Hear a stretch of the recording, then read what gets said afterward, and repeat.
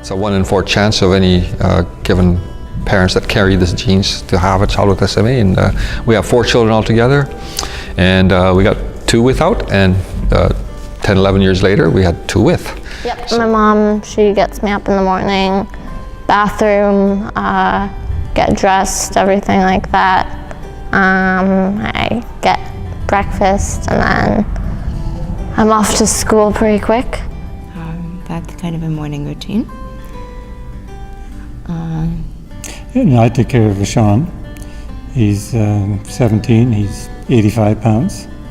And so I carry him to the bathroom and back and onto his chair and get him dressed and take him down and then his breakfast and off to school. I take a wheelchair accessible bus, go to school, do my classes,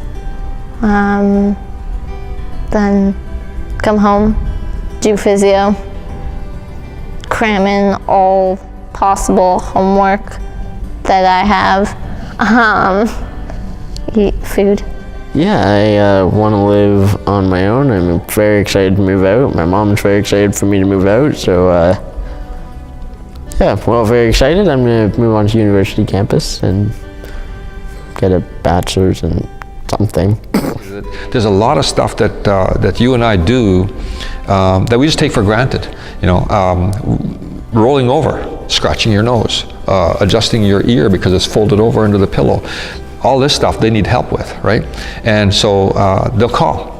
When they need to roll over, they need help because you got to pick up the blankets, help them roll over, put the blankets back in place, adjust their head, adjust their knees, you know, a zillion little details that you just take for granted, or I just take for granted, that you need to help move their arm, help move their knee up a little bit, this kind of thing, right?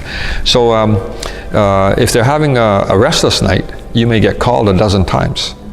Changes your perspective on what's worth complaining about. It makes you reassess all the things you take for granted, like myself. Like, you know, I can go for a walk and I can walk wherever I like, but sometimes I'll go for a walk with my siblings and I'll totally forget that, you know, there's like a 6-inch curb here that I just walk over every day and we have to find a new way around it. And yeah, it's like, I don't know, all these little tiny things that you take for granted, and then the big things that you don't always think about, like your lifespan, like everyone's is, you know, different, I guess, but there's no way to predict it. But having siblings with a condition that kind of puts a time limit on things at this point it makes you really cherish, you know, every moment you have with them. For a little thing like I need to scratch my nose and I can't reach it here anymore, right? Anymore, get that? My son could. No, he can't.